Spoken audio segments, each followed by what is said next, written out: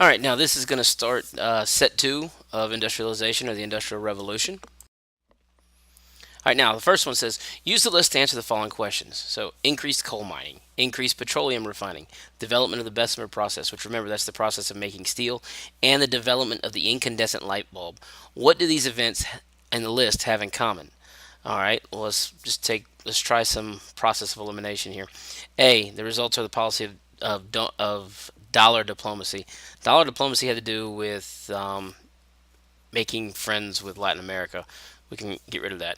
B, they are the results of the policy of manifest destiny. Manifest destiny talks about our expansion from the Atlantic Ocean to the Pacific Ocean, so we can remove that. C, they are factors contributing to the rise of industrialization. That sounds right, so let's hold on to that one. D, they are events contributing to the increase in agricultural production. None of these things have anything to do with agricultural production, so we can eliminate that. So just by process of elimination, the answer is C. All right, number two. The Women's Christian Temperance Union was organized in the late 1800s by women concerned about the negative impact of alcohol on family and society.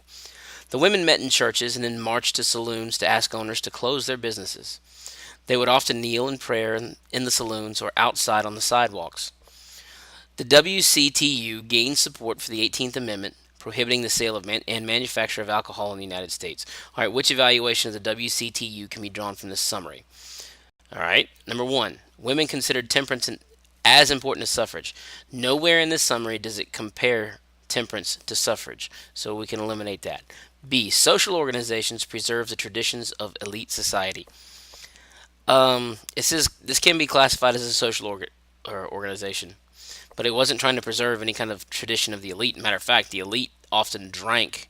That was part of their tradition, so we can eliminate that one. See, religion has played a major role in promoting social reform.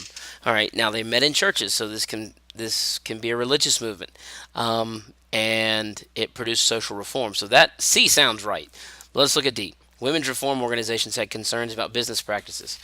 Nowhere does it establish that they had a problem with a particular business practice. They had a problem with businesses themselves, but not their practices. So the answer to this one's going to be C. Number three, this table compares the major reform laws passed in 1914.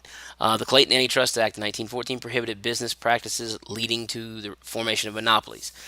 And the Federal Trade Commission Act of 1914 created a new agency to ensure business competition. Now, both of these are federal acts. These are acts created by the federal government and give federal power over businesses. Okay, which goal did Congress have in passing these laws? Okay, A, enabling corporations to consolidate under federally appointed supervisors. No, that would kind of defeat the purpose. If they consolidated, they would get bigger. That's not what they wanted. B, establishing the federal government as a regulator of corporate activities. Well, these are both regulations over corporate activities, so that it goes along with B. Let's look at C. Restricting the growth of corporations to prevent a market crash. It really does nothing about that. The growth of a corporation itself isn't going to produce or, you know, cause a crash in the market. D. Expanding corporate marketplaces by offering subsidies. There's nowhere in this that you would get anything from that. So the answer is going to be B. Number four. During the populist era, what was the primary argument against adopting the silver standard? Okay. All right. Now, the silver standard was we were going to start using silver instead of gold to back our currency. So, in essence, there would be more currency available. Anytime you have an increase in the amount of currency available, you also see a pretty similar increase in inflation. So this is going to be B. Changing the basis for currency would result in inflation. Number five, the verb gild means to apply a thin coating of gold on the surface of another less valuable material to make it appear more attractive and valuable. In the late 19th century, the United States is often referred to as the Gilded Age. Because of what? Okay, so in other words, saying something looks really, really good on the outside, but it's not as good as you think on the inside. All right, A, the use of gold instead of silver and other metals to back American currency. This is not talking about that. That's bimetallism. B, widespread use of valuable materials in constructing new buildings. That's not it either. C, underlying poverty and corruption that were present despite the appearance of great wealth and prosperity. Okay, that's it right there. I'm gonna be honest with you. So we can look at D, but it's gonna be that one. Or a great technological gap that existed between industrialized urban areas and agricultural rural areas.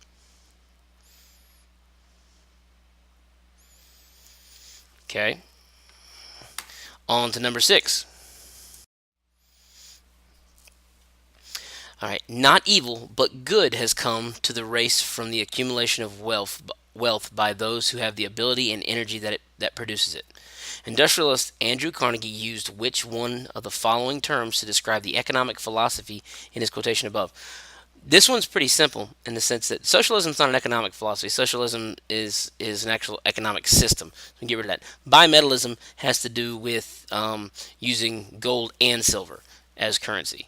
Okay, share our wealth. I've never heard of that before, so I don't know what that is. To me, that's something that's been created to kind of throw you off the true answer. Um, with Andrew Carnegie, you need to go ahead and associate the term gospel of wealth.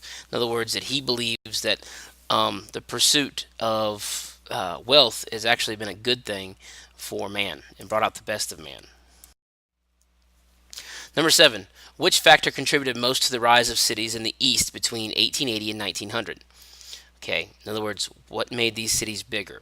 We've discussed this in pretty much every question set we've done so far. What causes people to move to a particular place? It's jobs. Okay, so which one of these has to do with jobs? Okay, it's going to be B, the growth of industry and the spread of factories. With industry and factories growing, they need people to work there. That's jobs. And people move to cities. That's called urbanization. B. Number 8. I looked about the narrow streets of squeezed in stores and houses, ragged clothes, dirty bedding hanging out the windows, ash cans and garbage cans piled up on the sidewalks. A sadness pressed down upon my heart. First doubt of America. Anzia Yezierski, or Yezierska. Okay, first of all, judging by her name, this particular person is an immigrant coming from Eastern Europe, possibly Russia. Okay, so they had, judging by this little thing, this woman had a really high opinion of America, but this is the first thing that she saw when she got here that made her doubt America. Okay, so what was she talking about? After reading the quotation, you should conclude that the author was describing factory conditions. This isn't describing a factory. Rural areas in the Northwest. No, it's not talking about rural areas. C, inner city areas. That's going to be it. And it's not living conditions in the South. It's C. Number 9. During the late 1800s, the development of new industrial products such as the steel plow and barbed wire most directly contributed to the migration of people to the where. Okay, it's not going to be the Pacific Northwest. They don't farm in the Pacific Northwest. They don't raise a lot of cattle in the Pacific Northwest. The Pacific Northwest is mostly fishing, so let's get rid of that. The Great Plains, they raise a lot of cattle and they do a lot of farming, so that could make sense. Let's hold on to B. C. In the late 1800s, okay, we have the Mississippi Delta here. There were already a good many people living in the South, so it's not going to be a bunch of new people move there. Also, during that time period, they weren't raising a lot of cattle in the Mississippi Delta. So the whole barbed wire invention wasn't really that big of a deal in the Mississippi Delta. Now, the steel plow could have been, but by the same token, the ground in the Mississippi Delta is a lot softer than the ground on the Great Plains. So probably not the Mississippi Delta. And it's definitely not the Great Lakes region. It's going to be the Great Plains. Number 10. You shall not press down upon the brow of labor this crown of thorns. You shall not crucify mankind upon the cross of gold. William Jennings Bryan, the Cross of Gold speech. William Jennings Bryan made a name for himself at the 1896 Democratic Convention with this speech. He got people on board. He ran for president, I believe, 2, possibly 3 times. He was a populist leader who was running as a Democrat. Okay, the populists, remember, they are tied to farmers. Okay, he was advocating the minting of silver currency. This would cause prices to go up. Okay, that's the whole point.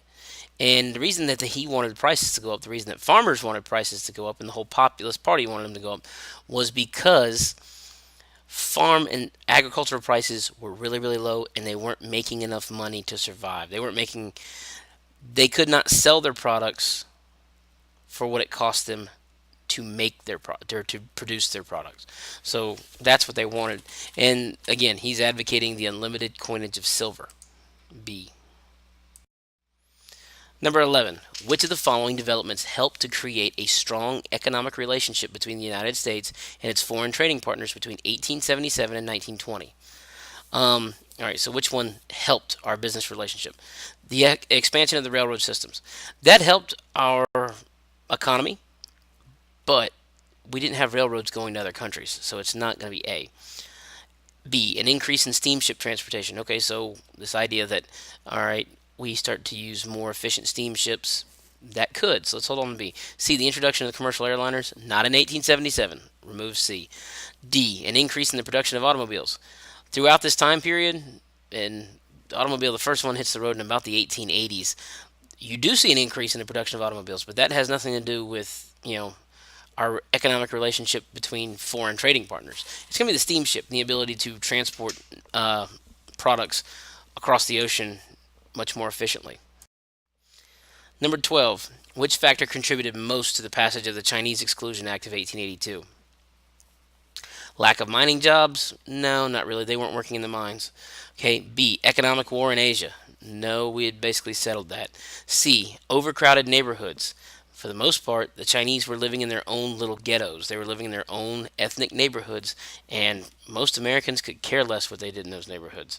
Or D. The rise of nativism. In other words, the rise of the belief that you didn't belong here if you weren't born here, which I find that quite ironic, being that, nobody of European descent was their families were born here. So go figure.